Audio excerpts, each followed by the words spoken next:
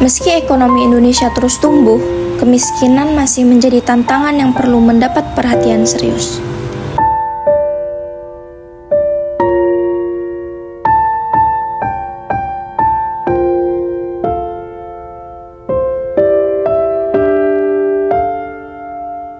Badan Pusat Statistik merilis data terbaru hasil Survei Sosial Ekonomi Nasional atau Susenas pada bulan Maret 2025. Berdasarkan laporan BPS, tingkat kemiskinan nasional pada bulan Maret 2025 tercatat sebesar 8,47%, lebih rendah dibanding 8,57% pada bulan September 2024. Secara jumlah, penduduk miskin berkurang menjadi 23,80 juta orang.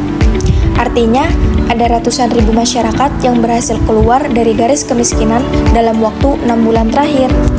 BPS juga mencatat perbedaan mencolok antara wilayah pedesaan dan perkotaan.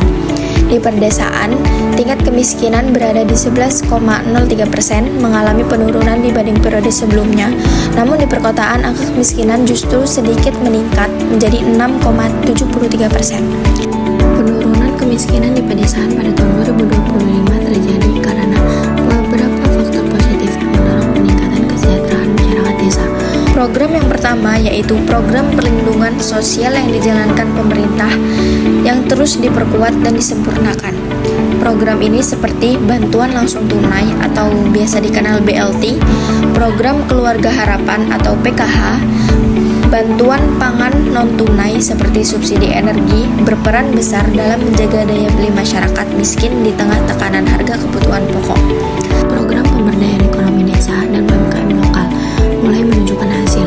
Banyak masyarakat desa yang kini memiliki akses lebih baik terhadap modal usaha, pelatihan keterampilan, dan pasar digital.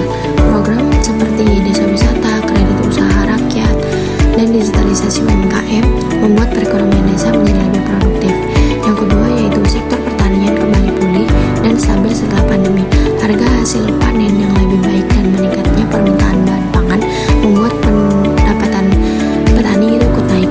Yang ketiga, pembangunan infrastruktur desa seperti jalan, listrik, dan jaringan internet mempermudah akses masyarakat desa terhadap layanan publik dan peluang usaha baru. Perkotaan, tingkat kemiskinan justru naik dari 6,66% menjadi 6,73% pada periode yang sama.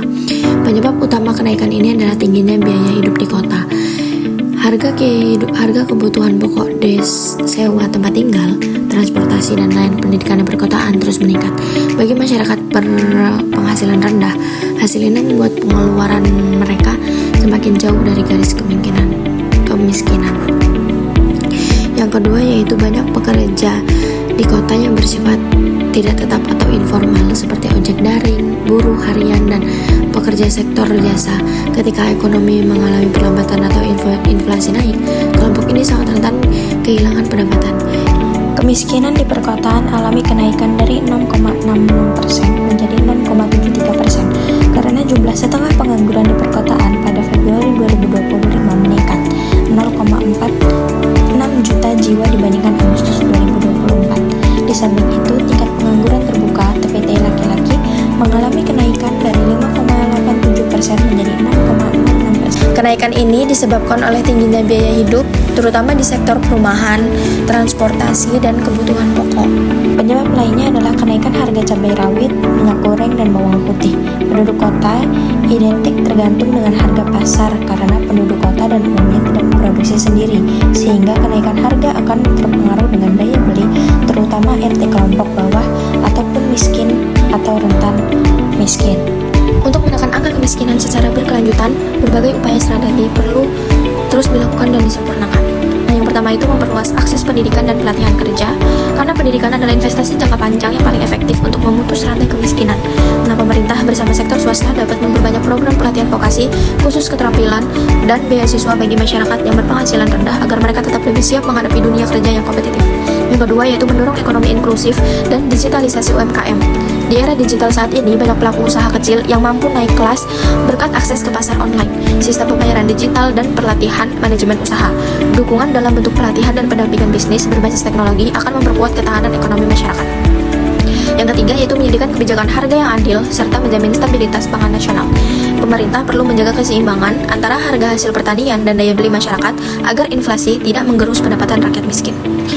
Yang keempat yaitu melakukan pendataan kemiskinan yang akurat dan integritas. Data yang akurat menjadi kunci agar bantuan sosial dan program pemberdayaan benar-benar tepat sasaran, tidak tumpang tindih, dan menjangkau kelompok masyarakat yang paling membutuhkan. Selain itu, partisipasi masyarakat dan generasi muda juga sangat penting. Mahasiswa, pelajar, dan komunitas lokal bisa berkontribusi melalui kegiatan sosial, riset, atau inovasi kewirausahaan sosial. Dengan sinergi antara pemerintah, dunia usaha, dan masyarakat, kita bisa mempercepat langkah menuju Indonesia yang lebih sejahtera dan berkeadilan sosial.